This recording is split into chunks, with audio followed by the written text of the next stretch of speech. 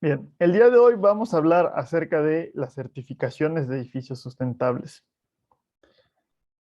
En primer lugar, hay que hacer una distinción entre dos términos que se suelen confundir, que van a ser las certificaciones y las normas de construcción. Y las normas de construcción es algo que todos los países y todas las ciudades van a tener. Es decir, es algo obligatorio que hay que cumplir. Ustedes ya han estudiado justamente la norma de cimentaciones, de estructuras de concreto, de acero, pero todo el reglamento de construcción de la Ciudad de México no solamente habla de la parte estructural, sino de qué medidas tienen que tener los estacionamientos, cuántos estacionamientos tiene que haber y todo eso o lo cumplimos o no podemos construir.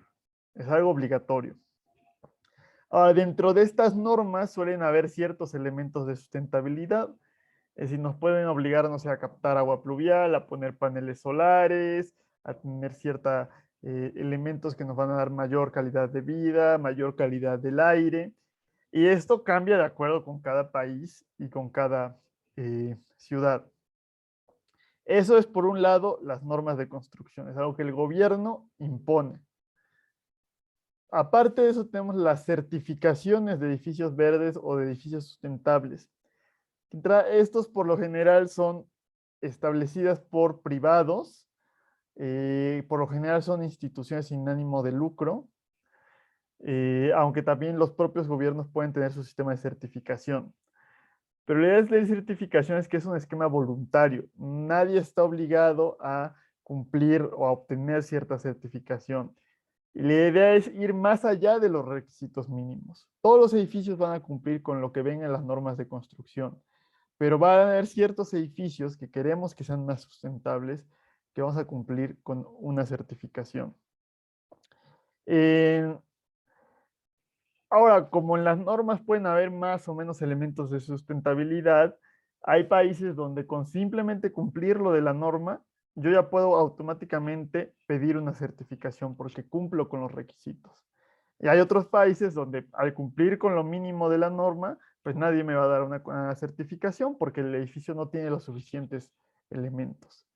Entonces, no tienen exactamente tanto que ver la certificación y la norma. Ahora, ¿por qué ir más allá y por qué tener estas certificaciones? En primer lugar, por la importancia que ya hemos hablado mucho de reducir ese impacto, ¿no? Pero realmente en la industria de la construcción inmobiliaria todo se mueve por el dinero. Entonces es simplemente un elemento de venta. Y es porque el mercado es más exigente y el mercado está pidiendo este tipo de certificaciones. Ya muchas empresas que quieren cumplir con elementos de responsabilidad social corporativa exigen que los edificios en los que estén sus oficinas tengan estas certificaciones. Y por eso ha crecido enormemente y hay una gran oportunidad laboral y eh, para hacer negocios con estas certificaciones sustentables. Entonces es importante tener en cuenta esa separación entre una norma de construcción obligatoria y una certificación voluntaria. Hay muchos sistemas de certificaciones, muchos. Aquí vamos a hablar principalmente o vamos a desarrollar con detalle el sistema LEED. Y después les voy a hablar de algunos otros y vamos a ver cómo en principio todos son lo mismo. Entonces, con haber visto con detalle uno, podemos entender más o menos cómo funcionan el resto de los sistemas. El LEED es una certificación americana, fundada en el 93. El que la otorga es el US Green Building Council o USGBC. Eh, es uno de los más famosos o más utilizados a nivel mundial, sobre todo en la esfera de influencia de Estados Unidos, en la que nos encontramos nosotros, ¿no? O sea, en México, la mayoría de los edificios certificados tienen LEED. Eh, la idea es que hacer un sistema de puntos, es decir, por cada elemento de sustentabilidad que yo vaya poniéndole a mi edificio, me van a ir dando puntos y de acuerdo con la cantidad de puntos que yo tenga, es el tipo de certificación me van a dar. Ya leyeron ustedes que tiene problemas, no es un sistema perfecto. No va a eliminar los impactos, dijimos que solamente un edificio sustentable sigue teniendo impactos, pero son impactos menores o considerablemente menores que un edificio normal. Y hay que tener cuidado porque estas certificaciones sustentables fácilmente se pueden convertir en greenwashing. El objetivo no es certificarse, el objetivo es tener un edificio sustentable. Y la manera de demostrar que somos sustentables es mediante la certificación. Si yo puedo tener un edificio sustentable que no esté certificado, un edificio certificado que cumplió así, le fue rascando para ver qué podía tener para cumplir con la certificación, pero realmente no es tan sustentable. Que simplemente es el medio para demostrar qué elementos le hemos puesto a nuestro edificio.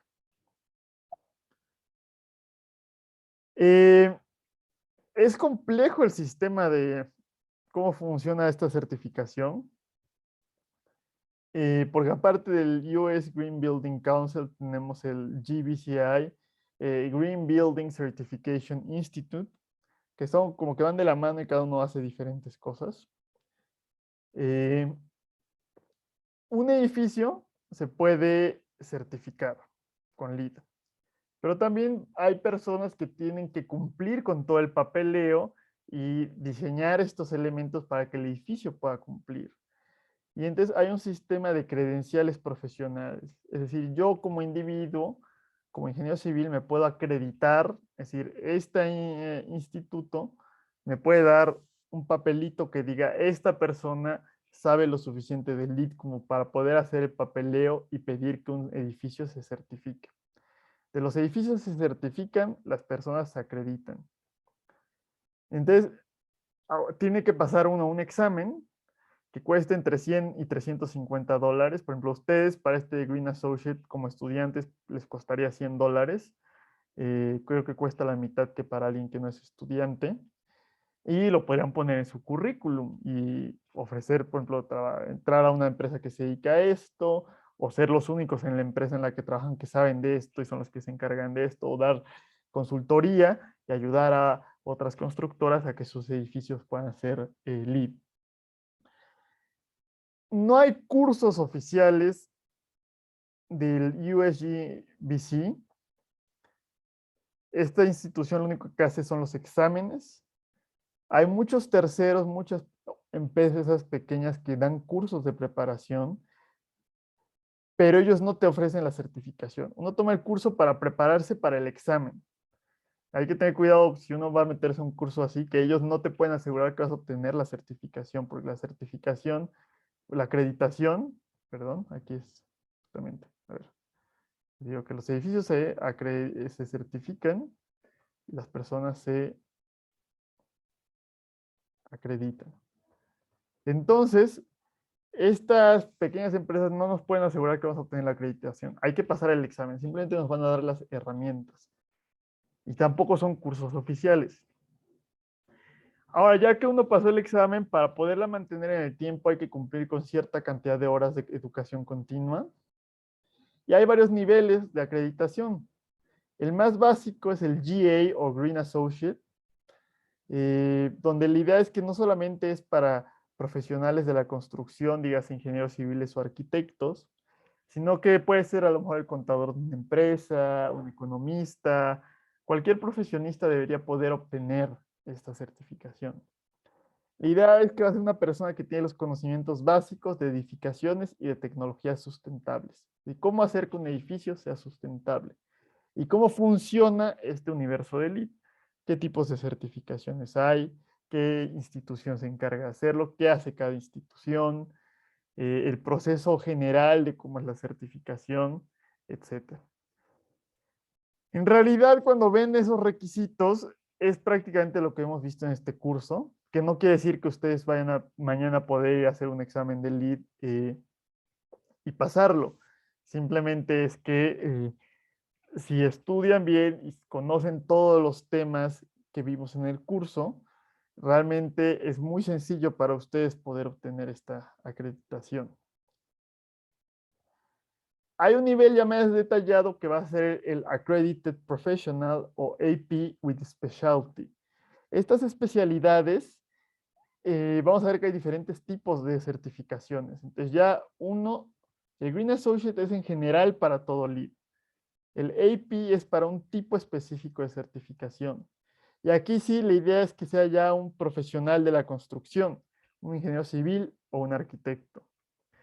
Ahora, no es necesario, antes para poder obtener esto uno tenía que tener experiencia demostrable en proyectos LEED, pero ya no es necesario, pero sí se recomienda.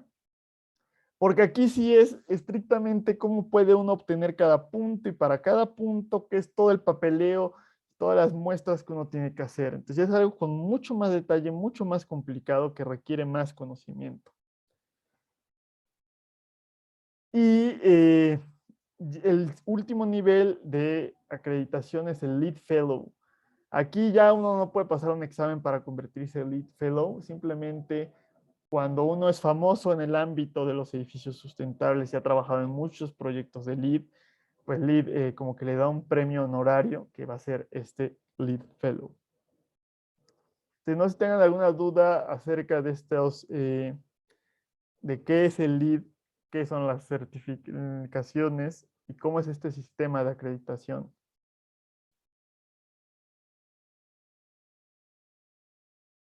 Yo tengo una duda, pero no sé si la vayamos a ver ahorita. A ver, pregunta y ya te digo. Este, en cuanto, bueno, leí el artículo y me surgió la duda de eh, como el sistema de puntos que se tiene y las cosas que se tienen que hacer, como cada cuánto se renuevan o porque pues existe desde el 93, ¿no? Entonces pues ya hay como más cosas que se pueden hacer. No sé si se le hace una revisión cada cierto tiempo a los requisitos. Sí, gracias por tu pregunta, Gina. Sí, actualmente se utiliza el LEED V4, o sea, la cuarta versión del LEED. Y todo este esquema de puntos y de cómo obtenerlos, qué hay que entregar, qué no hay que entregar, qué es válido, qué no es válido, es únicamente para LEED 4. Eh, cada versión, que pues, serán que cada 5 o 7 años que se actualiza, justamente ven cuáles son los nuevos desarrollos en la sustentabilidad, qué problemas tenía el sistema, dónde estaban buscando ahí huecos los desarrolladores, cómo cubrirlo. Les que cada vez sea más exigente. Entonces, muchas de las críticas que se le han hecho al lead la han ido corrigiendo poco a poco, lo cual es bueno. Eh, entonces, justamente cada cierto tiempo hay una nueva versión del lead.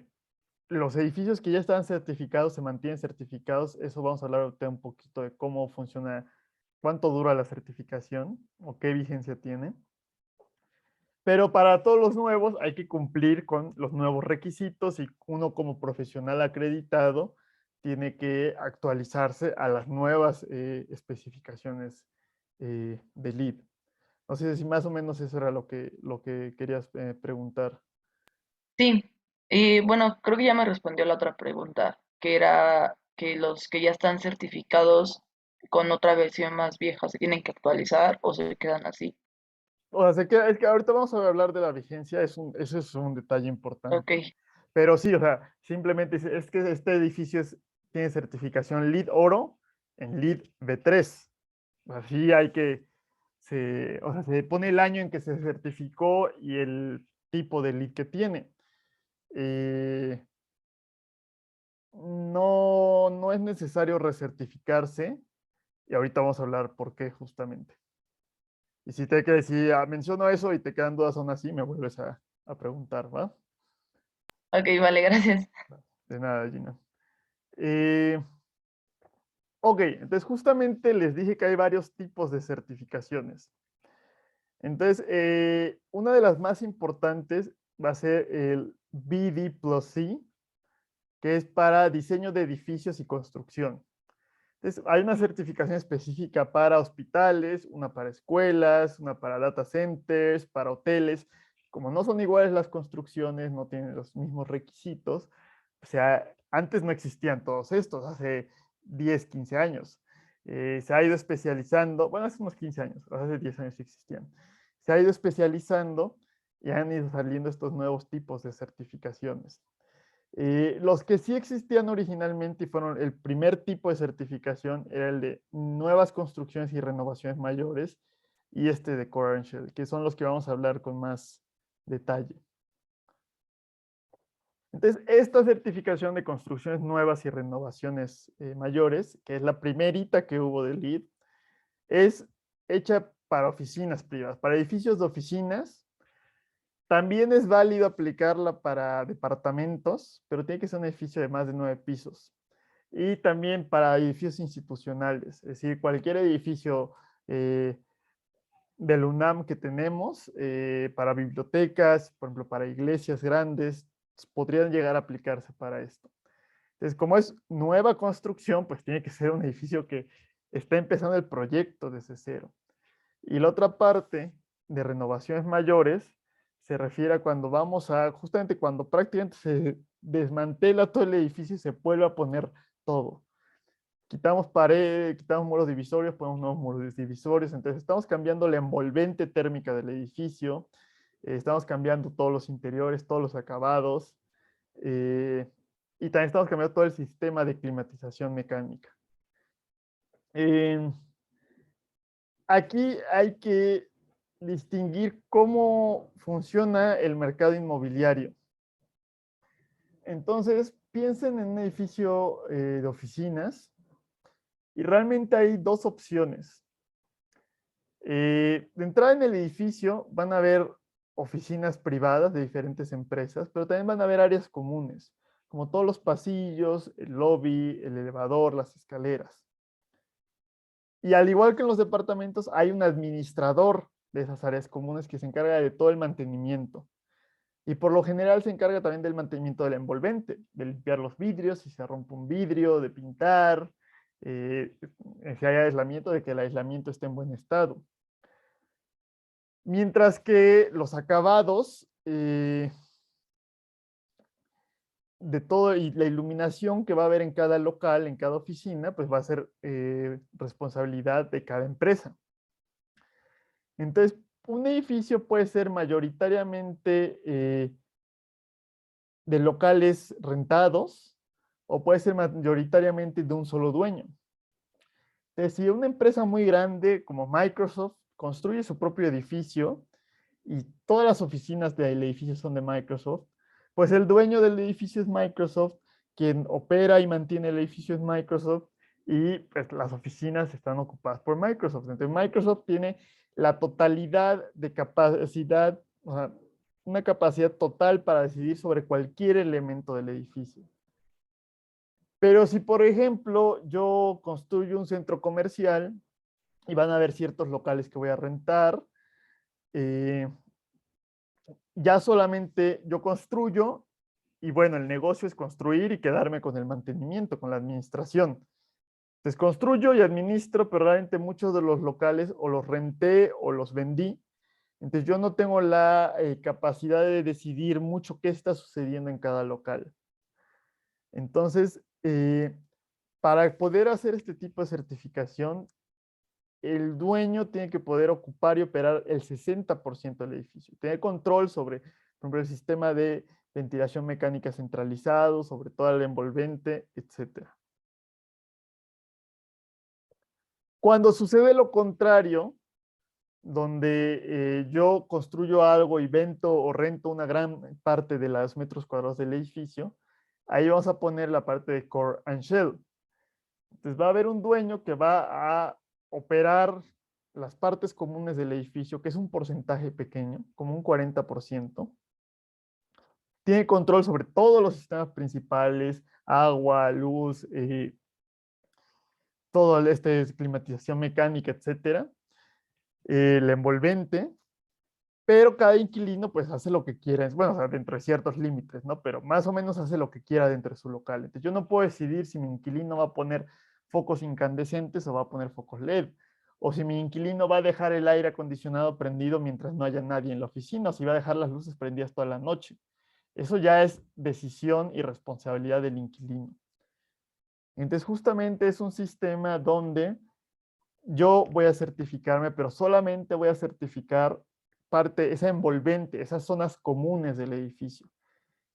Y cada local no va a estar certificado, que es lo que pasa en los grandes edificios como la Torre BBVA, que creo que tiene esta certificación, pero pues solamente está certificada la parte común o la parte que es exclusivamente de no, creo que no es BBVA, porque esa sí es exclusivamente de BBVA. Es la torre, no, a ver, le estoy mintiendo. La torre mayor tiene otra certificación que es la de operación y mantenimiento. Esa sí estoy seguro. Uno de esos edificios eh, de esa parte de Reforma tiene esta certificación de Core and Shell. Entonces, hay pisos completos que no están certificados y que el locatario hace lo que quiera. En BBVA, pues sería este tipo de certificación porque es únicamente un solo dueño. Eh, entonces, como esto está hecho para el mercado de especulación, es decir, yo compro un terreno, construyo un enorme edificio y lo rento, lo vendo y obtengo. O sea, mi único fin es ganar dinero más que el utilizar el espacio. Hay una precertificación a nivel de proyecto. Es decir, yo hago todos mis planos, todos mis renders, etcétera, y se lo presento a USGBC. Bueno, en realidad es al GBCI. Ahí hay esos detalles. No los vamos a ver con tanto detalle a quién y quién me lo autoriza. Y me dice, ok, el proyecto cumple con todos los requisitos y si lo construyes como está este proyecto, obtendrías la certificación. Entonces te doy la precertificación para que tú puedas anunciarte como que va a ser un edificio LEED y puedas vender todo a un mayor precio. Después, cuando se construye, ahora sí hay que obtener la certificación, como en todo el resto de tipos de certificaciones. Eh, Siempre y cuando hayamos cumplido con todo lo que dijimos que íbamos a hacer. Todos los demás más tipos de certificaciones tienen que estar construido el edificio para poder obtener la certificación. No se certifican planos ni renders, que pueden llegar a ser simplemente buenas intenciones. Hay otros tipos de certificaciones. Uno que ha tomado mucha prominencia recientemente es el de casas, para casas individuales o para departamentos, edificios de departamentos pequeños de 3 o 4 pisos, que es este primero, y el segundo ya es para grandes edificios. Piensen en este tipo de desarrollos tipo Big Grand que tienen 1000 departamentos en un solo conjunto habitacional. Ya son para las características y requisitos particulares de las casas. Y luego está el complemento a este de Core and Shell, que es el Interior Design and Construction. Entonces imagínense que en una cierta plaza, una empresa como Liverpool, que va a tener su local, dice, ok, está muy bien que la plaza esté certificada como LEED, pero a mí me interesa también que sea muy eficiente y muy sustentable mi propio local. Entonces voy a tomar todas las medidas y requisitos adecuados y voy a obtener una certificación nada más para mi local. Y me van a dar la certificación de Interior Design and Construction. A lo mejor, no sé, el Palacio de Hierro que está junto no le interesa eso y él no está certificado, pero yo sí. Entonces, pueden haber partes del edificio que sí estén certificadas y partes del edificio que no estén certificadas. Y también esta certificación cambia si son, por ejemplo, centros comerciales, si son hoteles, etcétera. Hay una muy interesante, esta es bastante nueva, que es para desarrollo de desarrollo urbano. Si hiciéramos condominios o fraccionamientos, podríamos pedir este tipo de certificación. Y aquí sí puede ser para el plan que vamos a tener y para el proyecto ya construido. Y ahí habría que meter todos estos elementos del nuevo urbanismo que estuvimos hablando en las primeras clases que tuvimos. Eh, y justamente los sistemas de certificación, una vez que el edificio está construido y que el edificio está listo para empezar a utilizarse, es cuando uno entrega todo el papeleo y se obtiene la certificación. Entonces, el edificio se certifica a cómo está cuando estaba construido y toda la infraestructura que va a tener para poder operarse de manera sustentable. Entonces, como ven, es un poco una certificación de la primera etapa del ciclo de vida. La certificación como tal no está incluyendo la parte de operación ni de disposición final. Entonces, a lo mejor a mí me certifican, pero después resulta que dejo las luces prendidas todo el tiempo y no sirvió de nada todos esos elementos que le puse y no realmente no es sustentable el edificio. O que después le hice modificaciones, alguien más compró el edificio, lo remodeló y ya también no tiene nada que ver con la certificación original que tenía. Entonces, es muy importante tener en cuenta eso. Como la certificación lo que está diciendo es cuando se terminó de construir el edificio, tenía las características adecuadas para poder ser sustentable. Si lo va a hacer en el futuro, cuando se está operando o no, eso ya es otra cosa. Y como se dio puntualmente esa certificación para cuando se terminó de construir, pues la certificación no tiene ninguna vigencia. O sea, tiene validez ilimitada. En 10 años, en 20 años, en 50 años, yo puedo decir que el edificio tiene la certificación LEED, porque esa certificación LEED me la dieron para las características construidas. También por eso decimos que no certificamos proyectos ni buenas intenciones, ni podemos certificar cuando el proyecto esté en obra negra. Tiene que ser algo ya construido y listo para utilizarse. Y la suposición original era que, bueno, si está construido con elementos sustentables, se va a operar de manera sustentable. Y fue de las primeras críticas y más fuertes que se le hizo al LEED. Y por eso se agregó una nueva certificación para esta etapa operativa, que es la de Building Operations and Maintenance. Entonces, un edificio puede tener las dos certificaciones. Yo puedo decir, ¿sabes qué? A mi aeropuerto voy a construirlo para que tenga la certificación LEED para aeropuertos, pero además, como quiero que en la operación realmente cumplamos con los estándares de sustentabilidad, además le voy a poner esta certificación de operación y mantenimiento. O puede ser, que fue lo que sucedió con la Torre Mayor, que el edificio se construyó por alguien que no le interesaba esto, y ya después lo que lo están operando dicen, ¿sabes qué? Me interesa cambiarle lo que pueda, pero sin hacer o sea, ¿cómo vamos a hacer una renovación mayor de un rascacielos? Sí se puede, pero es algo bastante complicado. Entonces, simplemente voy a obtener la mayor eficiencia que pueda para que durante esa operación continua estemos teniendo características de sustentabilidad. Y ahí es donde puedo obtener, no tener la certificación LEED del entorno construido, pero sí tener la certificación de pura operación y mantenimiento. Y también hay diferentes certificaciones para diferentes tipos de edificios. Y esta sí tiene una vigencia. Me dan la certificación y son 5 años.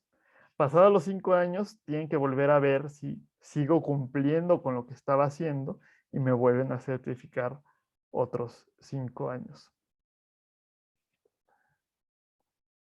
Entonces, no sé si tengan alguna duda de estos diferentes tipos de certificaciones.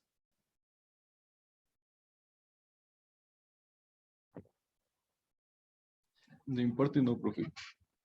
Ok, gracias, Joel. Entonces, sí es importante que tengan en cuenta eso, que el LEED es justamente de la primera etapa del ciclo de vida, la planeación, la construcción, etcétera. Ya hay también certificaciones que se centran en la parte operativa, pero la mayoría de las certificaciones simplemente es esa primera parte de construcción. No quiere decir que se vaya a operar correctamente el edificio. Ahora sí, ¿cómo funciona como tal el LEED? Y aquí nos vamos a estar centrando específicamente, principalmente en New Construction and Major Renovations. Los otros sistemas son similares. Entonces, dijimos que hay una serie de puntos, pero esos puntos se separan en diferentes categorías. La primera, que es el proceso integrativo, es lo que hemos ya hablado muchas clases, que tienen que colaborar profesionistas de muchas áreas diferentes y que tiene que haber una organización y una planeación adecuada. Y eso aporta a la sustentabilidad del proyecto. Y lo interesante cuando vamos a ver todos estos elementos o estas categorías es que se van a dar cuenta que esto es justamente lo que hemos visto en las diferentes clases. Y no es porque yo haya puesto el temario o las clases para que fuera de acuerdo con lo que pide LEED, sino que justamente LEED va de acuerdo con las características generales de los edificios sustentables. Y por eso les digo que ustedes ya conocen muchos de estos elementos de LEED. Una opción de dar este curso de edificios sustentables sería simplemente darles un curso de LEED e ir yendo paso a paso por todos los elementos de LEED. Pero como les digo, LEED es un medio. No todos los edificios sustentables son LEED, ni todos los edificios LEED son sustentables, y no es la única certificación. Por eso yo no lo centro en un sistema particular. Ahora, el primer elemento o la primera categoría de LEED va a ser la ubicación y transporte. Entonces tiene que ver con el uso de suelo que tenía anteriormente y al que lo estoy convirtiendo, eso de los niveles hemeróbicos. Cosas que puedo hacer es buscar redensificar, renovar zonas urbanas, los pocos terrenos baldíos que hay allá dentro de una ciudad, desarrollarlos en vez de irme a las afueras de la ciudad.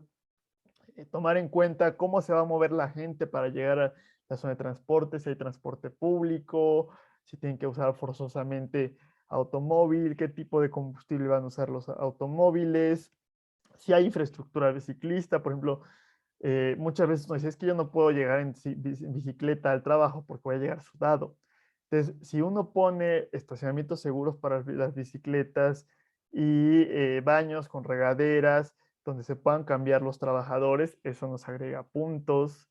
Si favorezco el movimiento peatonal, la creación de un tejido social, combinación de usos de suelo, es decir, que haya comercial, residencial, todo eso me va dando puntos y son elementos que ya hemos ido estudiando con anterioridad. Sitios sustentables que tiene que ver con esto es justamente va con esta parte de las áreas verdes, de la infraestructura verde, justamente administrar correctamente el agua de lluvia, hay que disminuir las huellas hídricas verdes, azules y grises, aumentar la permeabilidad del terreno, hacer que sea más lento ese tiempo de retención, que sea menor el hidrograma, el gasto pico, captar el agua pluvial y reutilizarla, eh, cuidar las áreas naturales, áreas verdes, tener especies nativas, que dentro de un terreno el edificio no ocupe todo el terreno, sino que haya justamente estas áreas verdes. La polución lumínica, ya hablamos que era tan sencillo como tener una lámpara cuya curva de intensidad no pase de los 90 grados, entonces eso también es importante. Disminuir ese efecto de la isla de calor urbana, es decir, aportar algo al tejido urbano, tener materiales que tengan una reflectancia mayor, tener menos áreas asfálticas, promover la construcción de bosques urbanos, de parques, etc. Cada uno de estos elementos, no lo vamos a ver con todo detalle, tienen ustedes en su bibliografía un libro que viene cada uno de los puntos posibles del lead, a qué elementos, cada uno de estos elementos corresponde a un punto y si cumplo de cierta manera con esto, si pongo justamente esas lámparas que dan hacia abajo la luz, a lo mejor me dan un punto, pero tengo que cumplir con ciertos requisitos y eso lo pueden revisar ya con más detalle en su bibliografía. A este nivel es más o menos lo que uno estudiaría en la acreditación GA y ya con cómo cumplir específicamente con el punto, eso tiene que ver con el AP. Como les digo, esto no es nada que no hayamos visto con anterioridad. Hemos ido tocando todos esos temas poco a poco. Eficiencia en el uso de agua es también, a lo mejor no es algo que hayamos entrado tanto en esta clase. Hay justamente la clase de las instalaciones hidrosanitarias sustentables. Puedes tener muebles ahorradores, ya hay mingitorios que no utilizan agua, pero si no utilizan agua, pero les agrego sustancias químicas, no es tan sustentable. Medición interna, al igual que puedo sectorizar las redes potables, puedo sectorizar la parte interna, sobre todo en un edificio muy grande, y tener un monitoreo continuo de las variaciones de la presión para detectar fugas, sobre todo en la noche. Eso en cuanto al agua que se usa en interiores. En exteriores, pues tener, ya dijimos, el seripaisajismo, plantas que están adaptadas al régimen de lluvias locales y que requieran poca agua. Irrigación eficiente, ya sea por goteo, por capilaridad, y también tener sistemas de medición del uso de agua. En cuanto a energía y atmósfera, se refiere sobre todo a de dónde viene esa energía eléctrica y esa energía calorífica que utiliza el edificio. Aquí una forma importante es desde la propia concepción del edificio, orientación, colores, materiales, de acuerdo con el clima local, lograr que el edificio intrínsecamente tenga un consumo bajo de energía, que es el diseño bioclimático que vimos con amplio detalle. Y la otra es la eficiencia energética, que es tener iluminación eficiente, control con temporizadores, con sensores de presencia, generar energía renovable, que eso es principal materia de la asignatura de energías renovables en edificios, es decir, utilizar energía solar dentro de el edificio para generar electricidad, energía termosolar para el agua caliente, y sobre todo tener monitoreo, mucho monitoreo para saber qué es lo que está sucediendo y poder tomar acciones correctivas. Hay ciertos prerequisitos que es obligatorio cumplirlo y hay otras características que son optativas y que me van dando puntos. Lo de los refrigerantes es muy importante.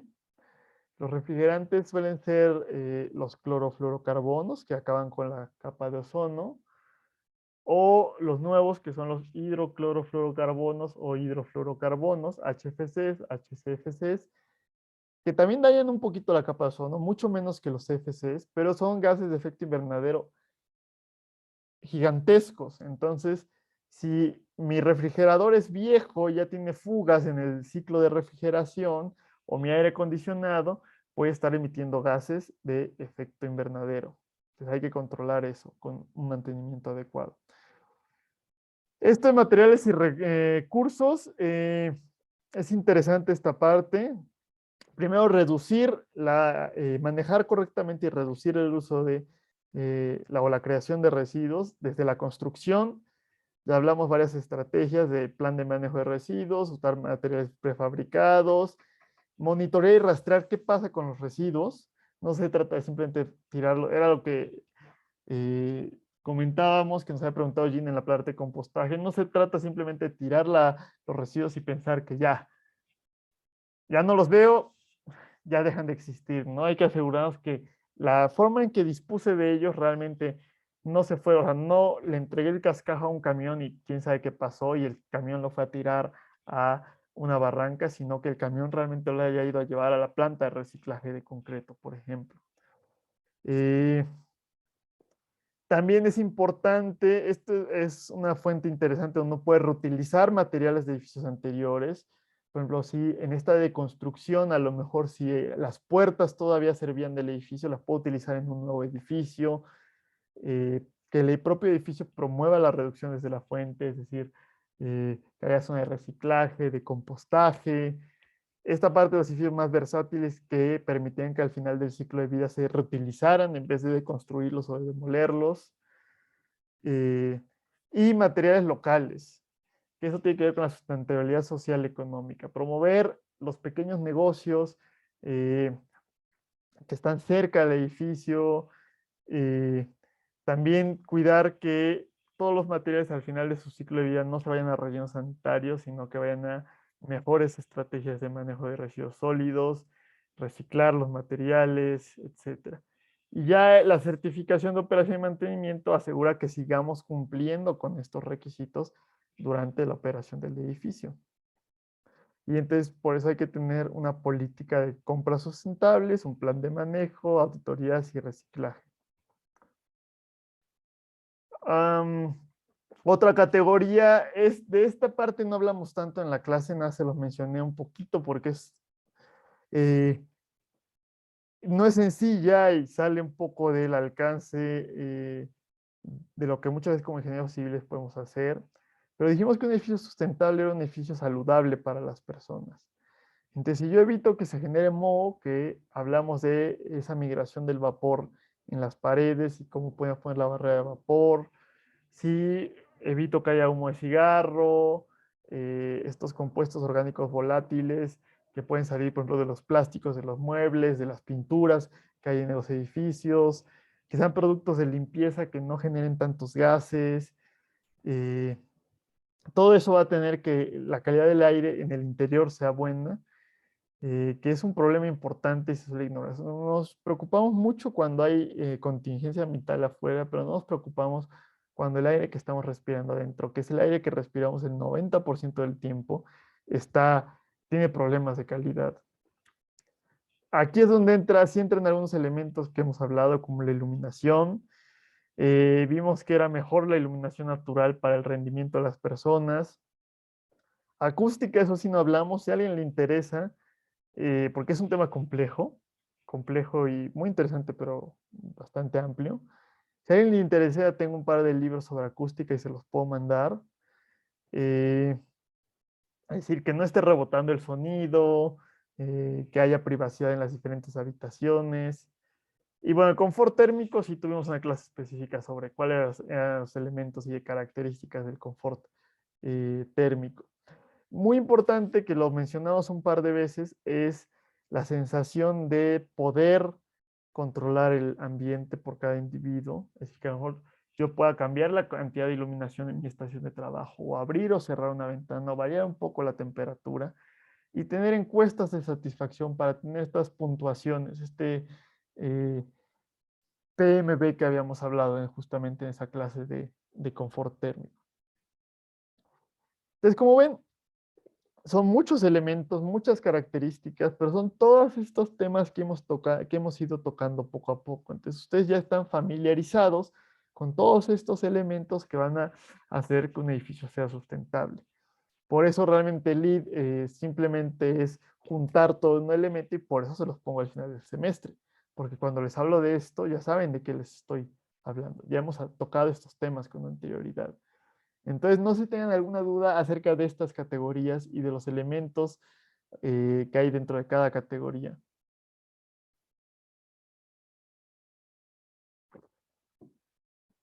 Si no, vamos a continuar. Y ahora sí, eh, dentro de estas categorías, ¿cómo obtengo este sistema de puntos? Entonces, cada categoría tiene unos elementos que le llaman los prerequisitos, donde si no cumplo un prerequisito, no obtengo la certificación de ninguna manera. Entonces, hay una cantidad mínima de calidad del aire interior, de reciclaje, de energía, de Ah, agua. yo tenía una duda. Ah, ¿qué pasó? ¿Qué pasó?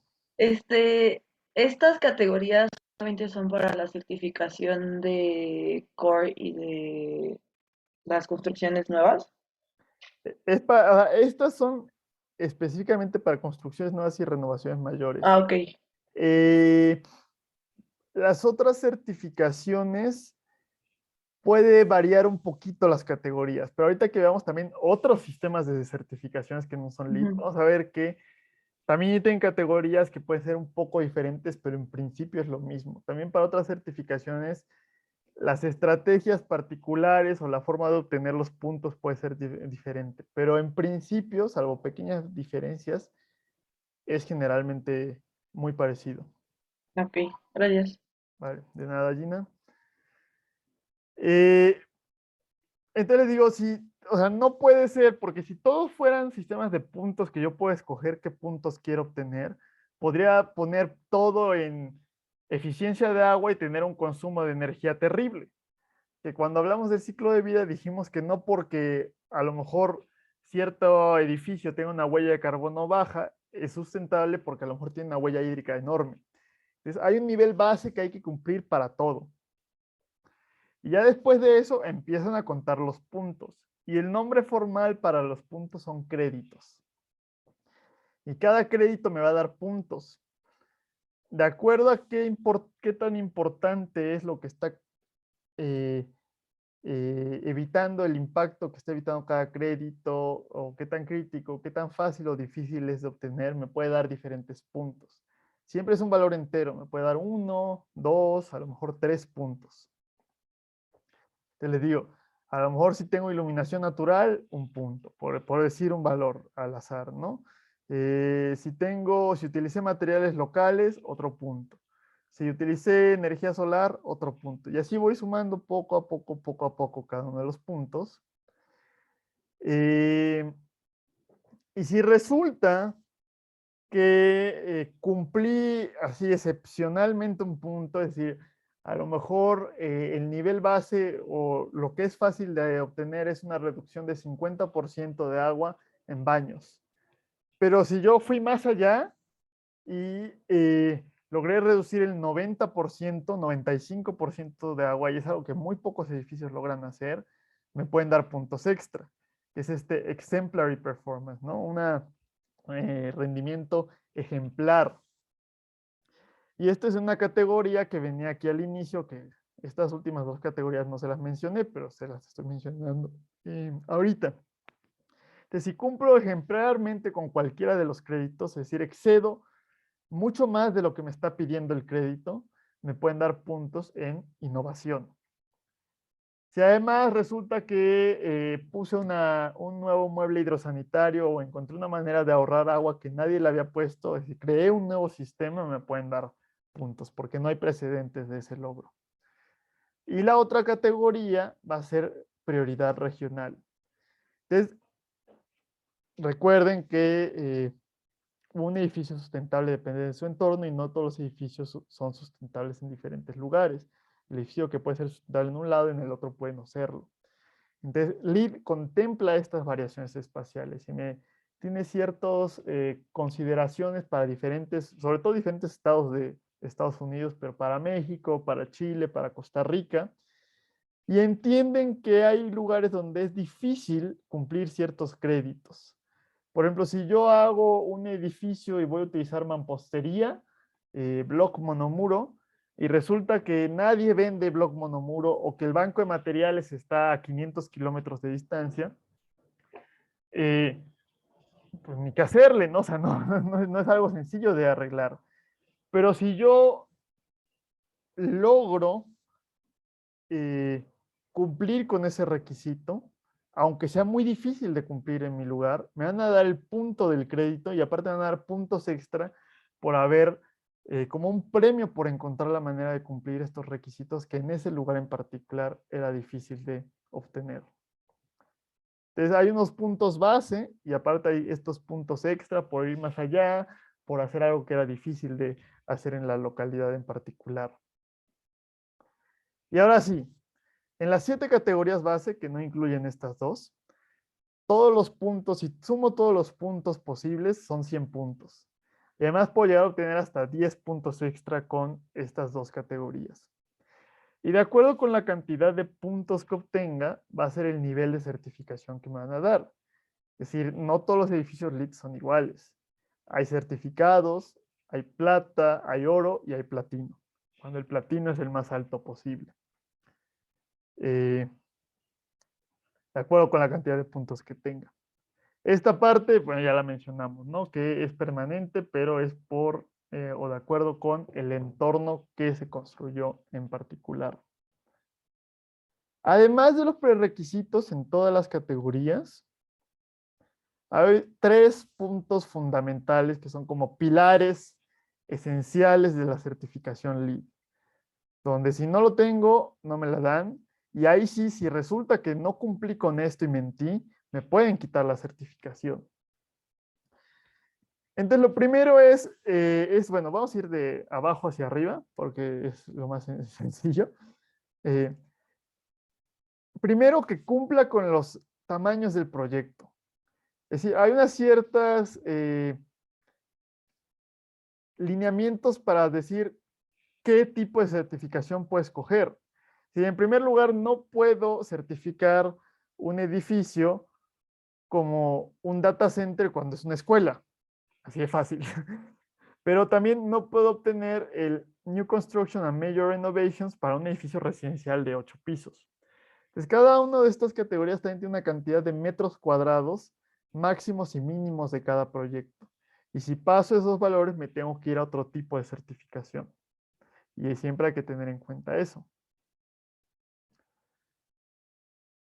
Por otro lado, no necesariamente tengo que cumplir con la certificación, o sea, no tengo que certificar todo el límite del predio.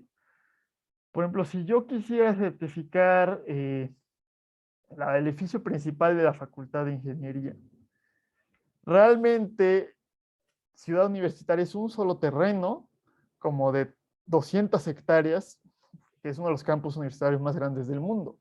No es como que tenga que certificar de golpe todo Ciudad Universitaria. No sería viable el hacer eso.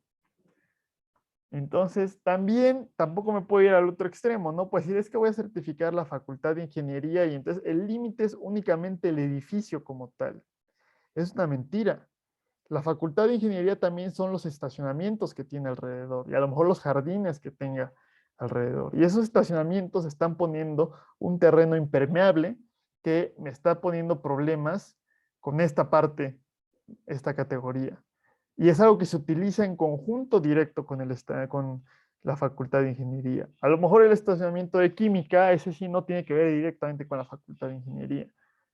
Entonces, justamente tiene que ver con ese límite que voy a escoger para el proyecto LEED, que tiene que ser adecuado. Y el otro, que es el más importante, es que tiene que ser un edificio permanente y un terreno existente ya con anterioridad. Ya dijimos que los edificios sustentables lo son de acuerdo al contexto de su ubicación y LEED considera eso. Y muchos de los créditos van a depender de la ubicación, esta parte de transporte, del tejido urbano, etcétera. Entonces, yo no puedo certificar una casa rodante que un día va a estar en una ciudad y otro día va a estar en otra. Sí puedo construir una casa rodante para que sea sustentable, pero no va a poder certificarse con LEED. Tampoco puedo certificar un barco, aunque los barcos en la actualidad, esos cruceros, tienen la complejidad de un edificio, de un rascacielos. Tampoco lo puedo certificar, aunque sí podría hacer que tuviera eficiencia energética, que utilizara energías renovables, eficiencia en cuanto a uso de agua, etc. Pero no va a certificarse con LEED. Y la otra parte es que eso no lo tratamos en la clase pasada, pero es parecido a los impactos que tienen los puertos. Todos estos terrenos reclamados o estos rellenos marinos, es decir, por ejemplo, si hay una costa y de pronto yo quiero obtener nuevo terreno, aumentar 4 o 5 hectáreas y construir edificios ahí, que por ejemplo fue lo que hizo en parte con el puerto de Veracruz. Eh, Trazo un polígono y empiezo a hacer un dragado y a poner sedimentos, hacer sedimentos y hacer un terraplén en el mar y simplemente ya obtuve nuevo terreno. Si yo genero un terreno así y de pronto quiero hacer un edificio ahí y quiero certificarlo con LEED, no se puede, porque no era un terreno existente, fue algo que creé únicamente para el proyecto. Y justo el impacto que viene con destruir un ecosistema, convertir algo que era mar a tierra firme, todo de dónde tuve que obtener toda esa arena, que no solamente el impacto fue de esto que ya no era mar y ahora es tierra, sino de todos los lugares donde estuve extrayendo, es un impacto muy fuerte y no es sustentable en realidad. Entonces no pueden obtener certificación LEED este tipo de proyectos. Si, por ejemplo, hubo un muelle, por ejemplo, en San Francisco, que son muelles muy famosos, o Nueva York, Manhattan, que gran parte del sur de la isla es artificial, si eso se hizo hace 50 años para hacer a lo mejor un puerto industrial, y después yo el puerto industrial lo convierto en un centro comercial 50 años después, ahí sí podría obtener la certificación LEED, porque el terreno no se creó para el edificio actual, sino que fue algo que se hizo con anterioridad para otro proyecto.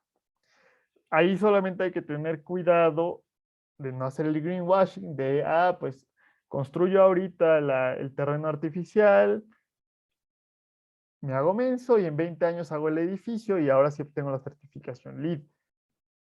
Cuando realmente simplemente separé el proyecto en tiempo, pero sigue siendo un solo proyecto.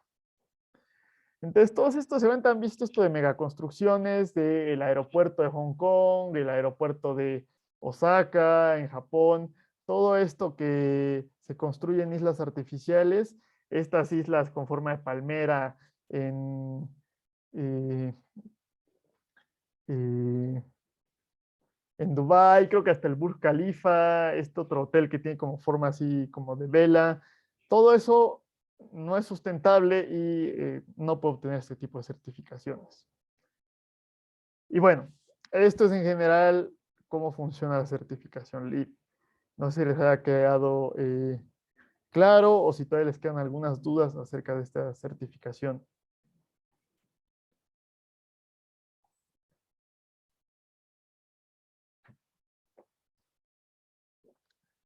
Bueno, si no tienen dudas, vamos a pasar a otros tipos de certificaciones.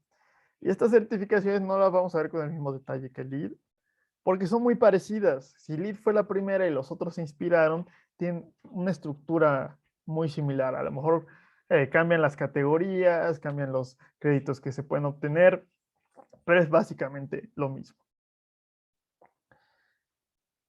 Entonces, la siguiente en importancia, y de hecho a nivel mundial es casi tan importante como LEED, es BREEAM.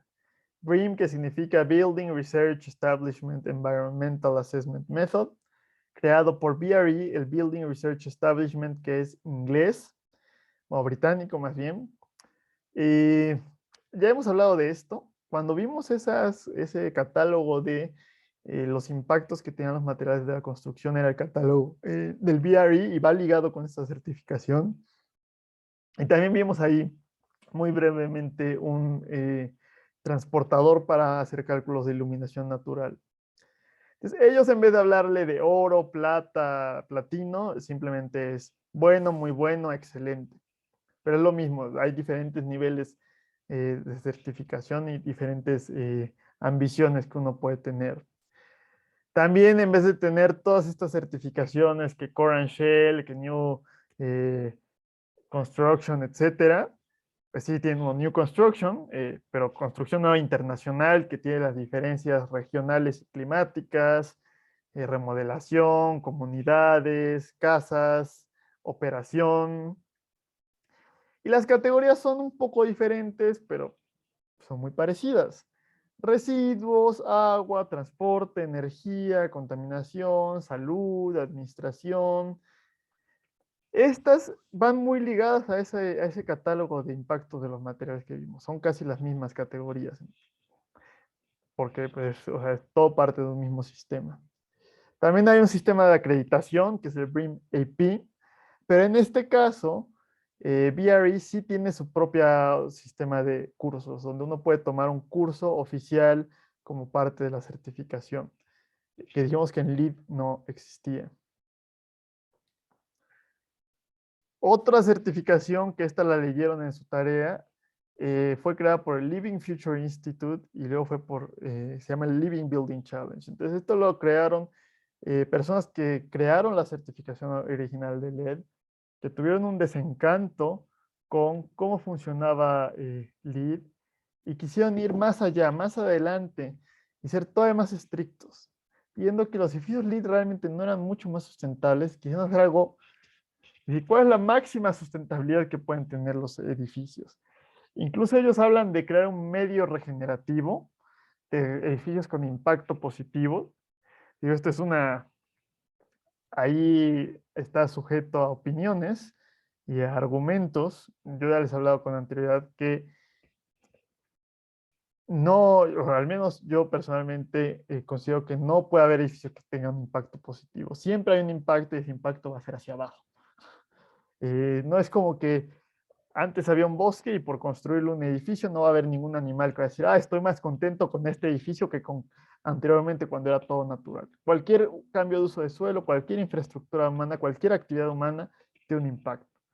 Que ese impacto pueda ser muy, muy, muy pequeño, a lo mejor, pero así como que estemos beneficiando al planeta Tierra con nuestra infraestructura, al menos yo considero que de ninguna manera.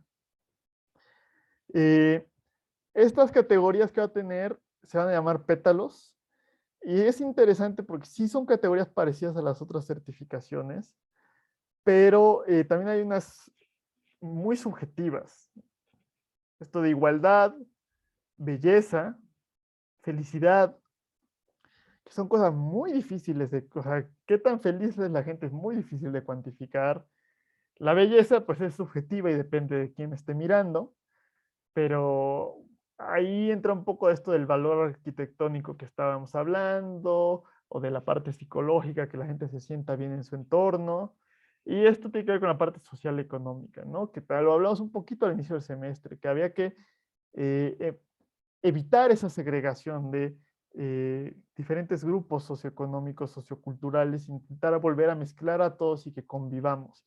Y eso va a evitar va a disminuir un poco esta polarización social. Entonces, si tenemos, teniendo edificios que tengan departamentos que cuesten 1 y 10 millones, y entonces así van a haber diferentes personas, simplemente cambiamos el tamaño del departamento y van a convivir diferentes estratos socioeconómicos y socioculturales.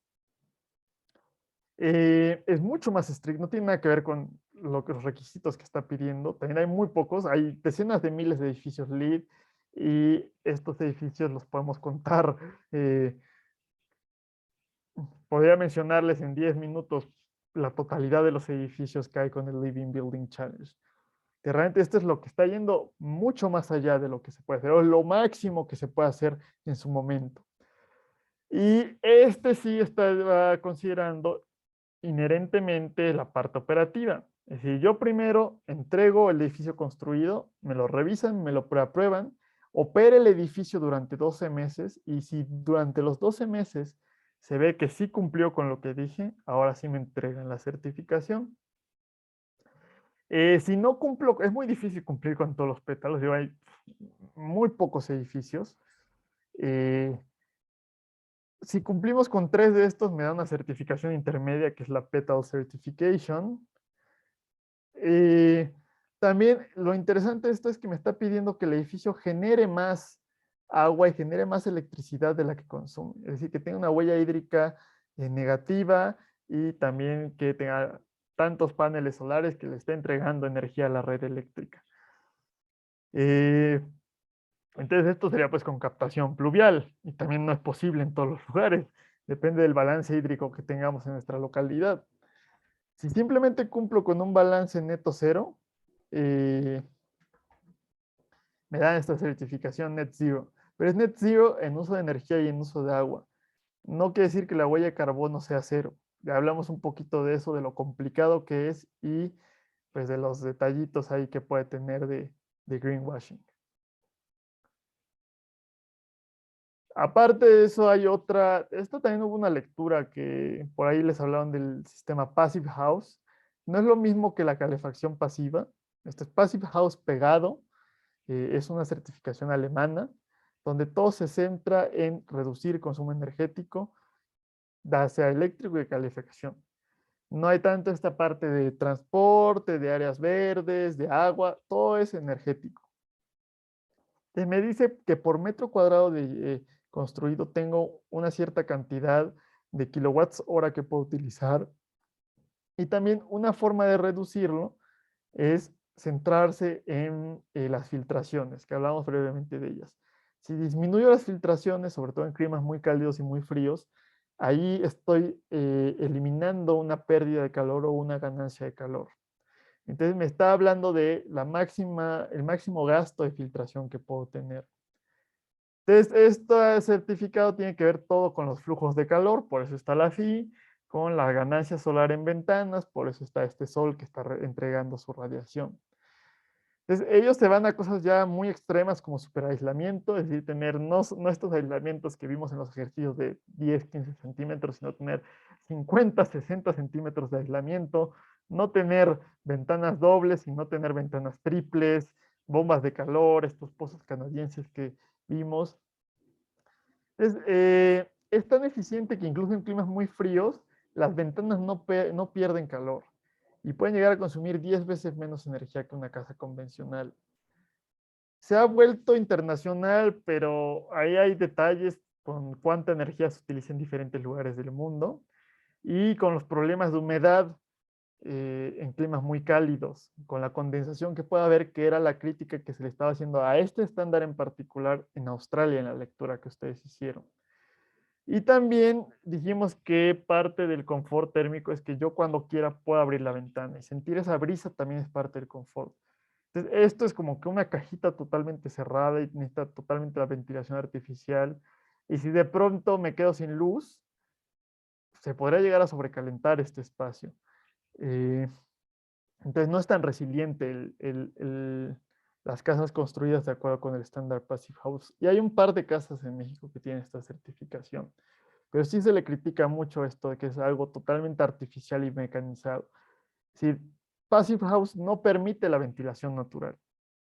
Y ahí es una crítica que uno le podría hacer al sistema. No sé si tengan alguna duda acerca de estos otros sistemas de certificación alternativos a LEED.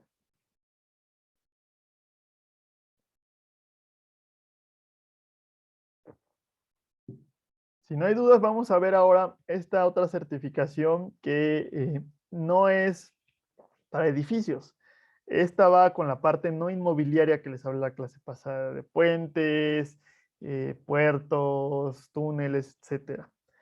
Entonces, originalmente la había hecho el Colegio de Ingenieros Civiles del Reino Unido, pero ahora compró la certificación BRE, entonces está un poco homologado con BREEAM. También tiene varios niveles de certificación.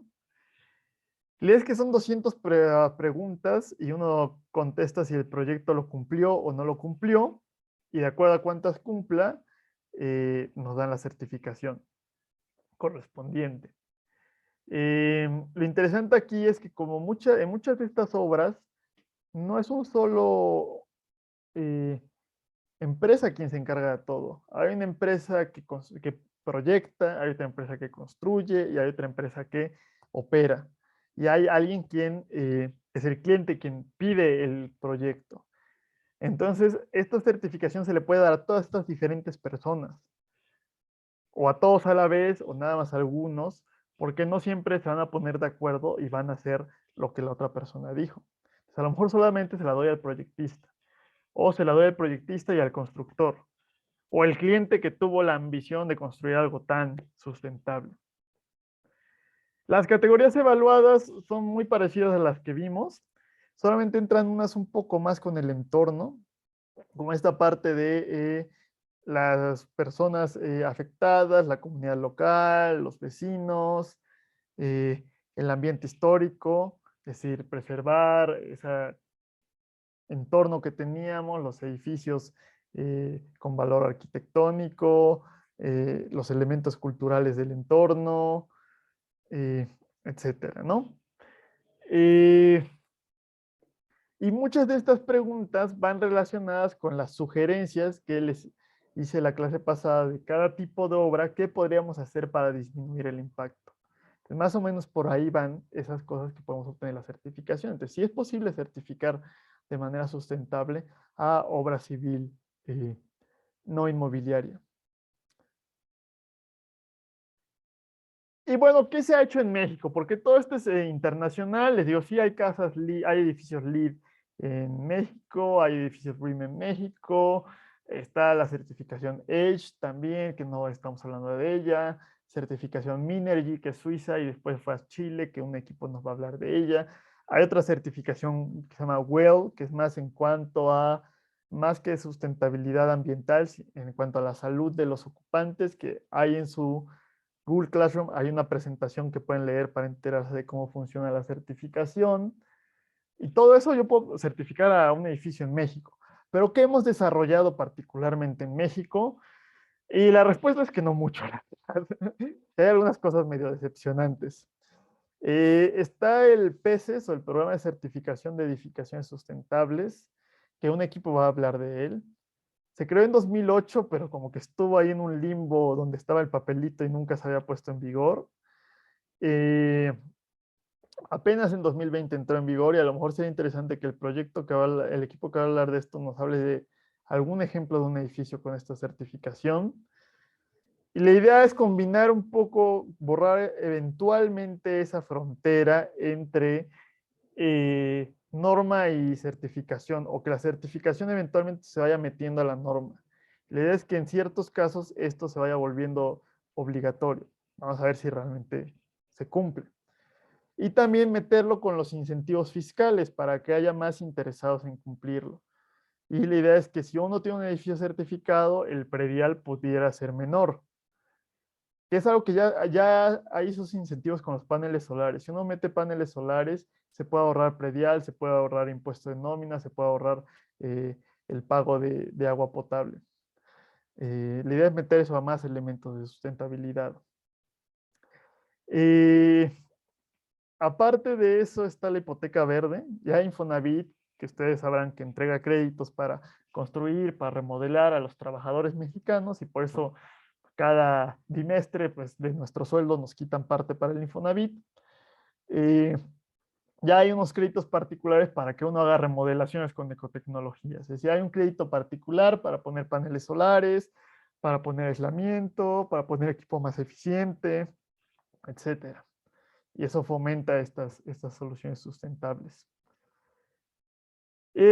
CONAVI, que es la Comisión Nacional de Vivienda, que sobre todo no trata directamente con los dueños de casa, sino es como a nivel de planeación institucional y con los desarrolladores de viviendas, pues puso unos lineamientos, pero esos lineamientos eventualmente se supone se van a convertir en normas y certificaciones, pero pues llevan 10 años, como 15 años ahí guardados en un cajón y que nadie les ha hecho caso. Y aquí es donde entra esta parte que yo pienso que es un greenwashing descarado, que la Sociedad Hipotecaria Federal, que es un banco que le da créditos a los desarrolladores para que construyan desarrollos inmobiliarios, es la forma en la que el gobierno no construye, por eso les hablaba que es complejo esta parte del financiamiento, porque aquí el gobierno directamente me está dando dinero a mí, individuo, para poner elementos de sustentabilidad en mi casa. Aquí el gobierno le da créditos a los desarrolladores, ARA, Casas, bueno, Geo ya no existe, ¿no? Pero supongo que sí escucharon que existía Casas Geo. Y le dice, aquí está dinero con baja tasa de interés para que puedas construir un desarrollo y corrijas el problema de falta de vivienda en México. Durante muchos años, pues la política de CONAVI y de la Sociedad Hipotecaria Federal eran estos megadesarrollos gigantescos, horizontales, con casas que eran un huevito, que no había una sola pasto o vegetación en todo el desarrollo y que están muy lejos, a varias horas de la ciudad, de los centros de trabajo. Y eventualmente las casas no se vendían, pero las empresas se enriquecían y eventualmente quebraron muchas empresas, como Casas Geo. Y muchos de estos desarrollos quedaron abandonados o habían desarrollos que están construidos donde no tendrían que haberse construido y fenómenos naturales acabaron destruyendo muchos de estos desarrollos, como huracanes, por ejemplo, inundaciones.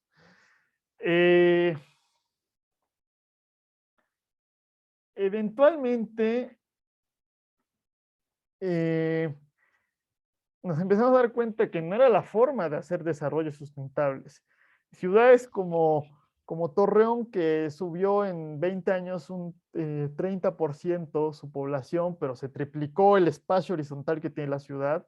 Eso ya lo hablamos en las primeras clases, ¿no? Que no es sustentable, el transporte de recursos es muy poco eficiente, tráfico, contaminación, el cambio de uso de suelo. Entonces, la ciudad más sustentable es densa, no demasiado densa, no así extremadamente vertical, pero sí con departamentos, un poco más, edificios de 5 pisos, un poco más compacto, ¿no? Todo es más eficiente y vivimos mejor.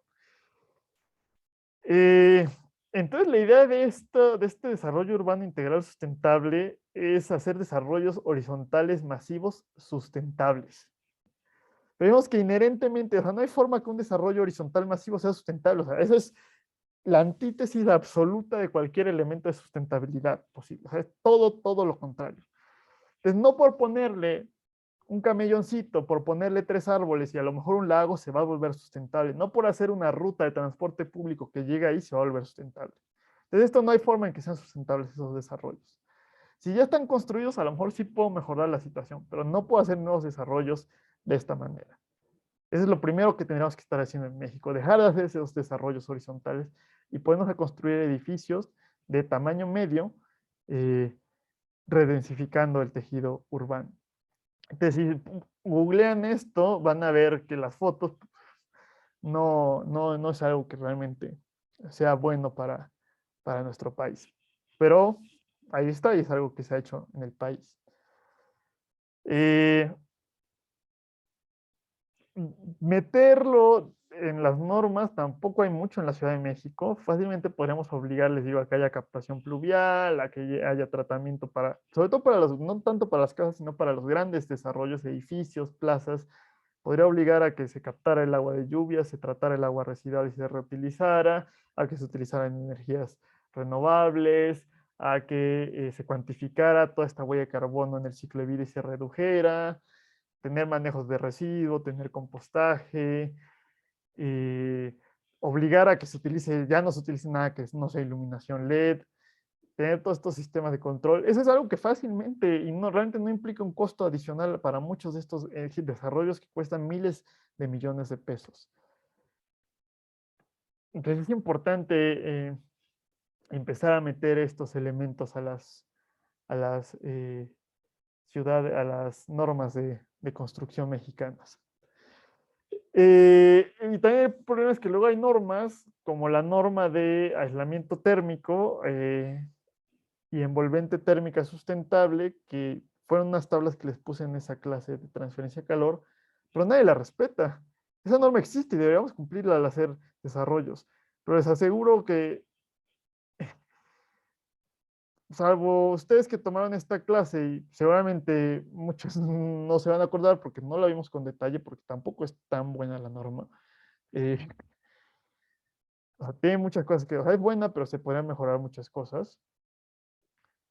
Pero el 99% de los ingenieros civiles del país no la conocen. Y no hay nadie que se esté exigiendo que se cumpla. Entonces, no sirve de nada esa norma. Pero bueno, entonces, hay estas certificaciones internacionales que se pueden aplicar en México. Se han hecho algunas cosas ahí como que pasos tímidos en nuestro país.